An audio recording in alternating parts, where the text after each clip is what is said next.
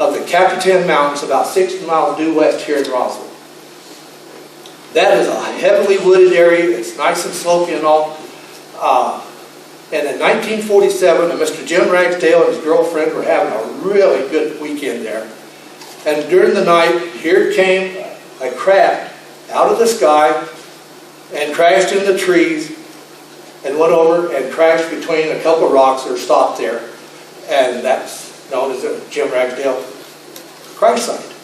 And I've been to that site. That's a big rock, or two big rocks. Whenever I was there, there was some big old stumps like that where the trees used to be. And you can look from the rock right out, basically where you can see the Corona debris field. So what happened that night with Jim and his girlfriend, they took a flashlight and went over there and looked inside of that craft. It's broken open, and there were 4 dead bodies in there. So they went back to the truck for that night.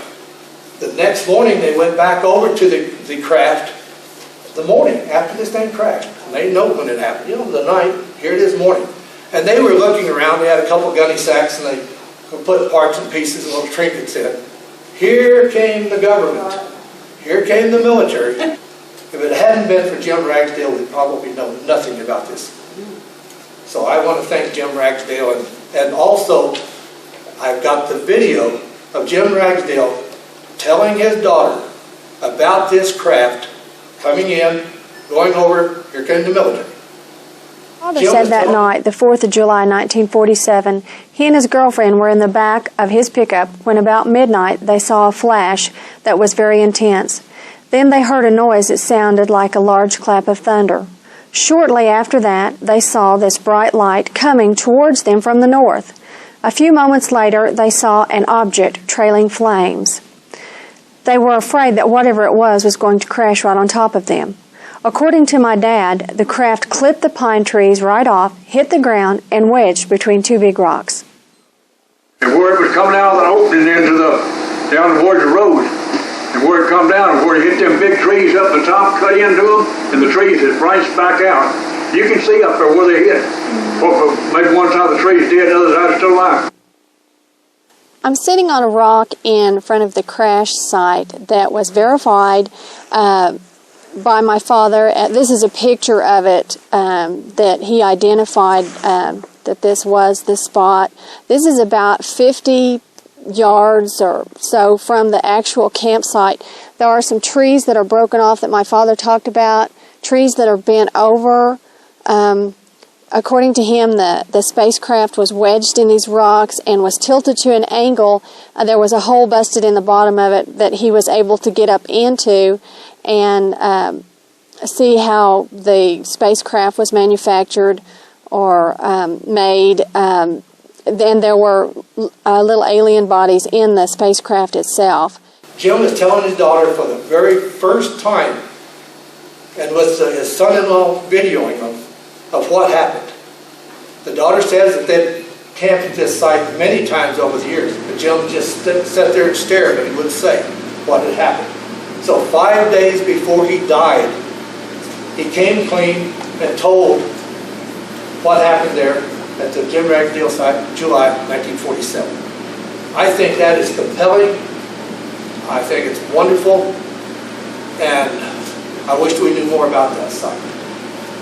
The 4th site I'm going to speak about is the and thank God for Walter Halt and the sealed affidavit that he made December the 26th, 2002. And then it was to be unsealed and was sealed. Unsealed whenever he passed away in 2005. What Walter did, he describes what that site or that craft looked like. Well, also Walter was in on the command briefings, and he tells them who was in command. He also says that that craft was 12 to 15 feet in length, not quite as wide, and about 6 feet high.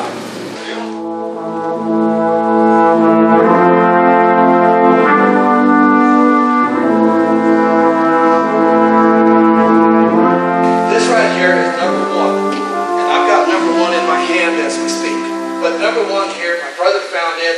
It's about whatever it is, 8 by 4. And this thing was doubled over like a taco shell. But it also had 3 pieces inside of it. So whether that's 1 piece or 4, I don't know. But now we've only got 2 for sure, because 2 of them missed.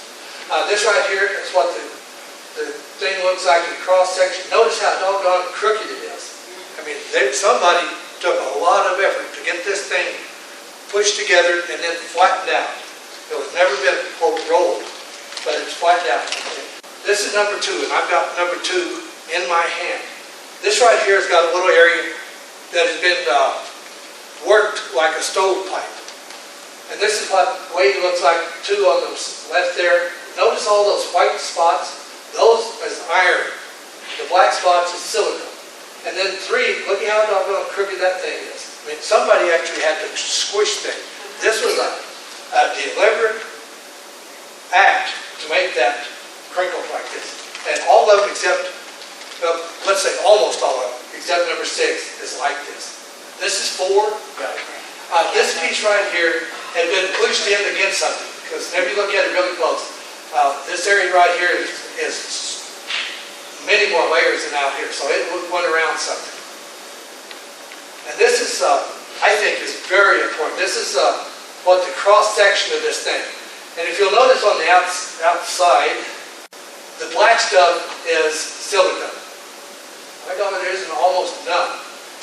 But there is a whole lot of iron on the inside. Iron, that's silicone, iron. And this thing right here just baffles. How in the world that big piece of iron, because this thing right here is only maybe 30, 40 microns across. So this right here is many microns. That just tears up the way they make it. I mentioned that the inside of this, from the arrow, that's the inside. Look at all that damn iron in that thing. That sucker is hard. But then you go to the outside, there's almost no iron and a whole lot of silicon. And I believe, like I mentioned before, this is the outside of the ship or craft. And this right here wouldn't have iron because the iron would rust. And same way over here. You can just see it. And really, really difficult to do that, folks. I've not found anybody that knows how.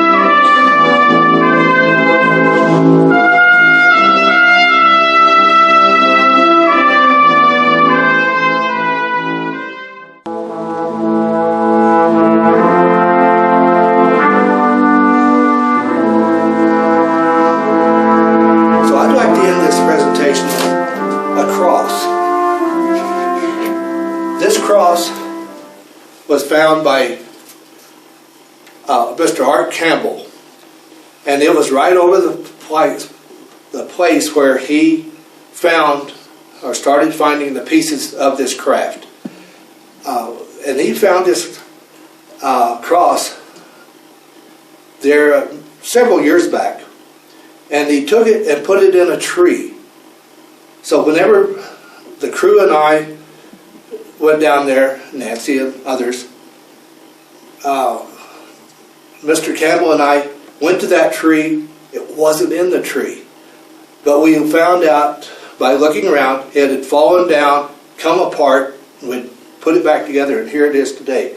It has likings on it, and I think that that is very, very important to have a cross put on an alien burial ground or death place. Okay, I think I'm going to conclude my talk at that. I want to say it's been a pleasure, and I want to thank you for being a great audience.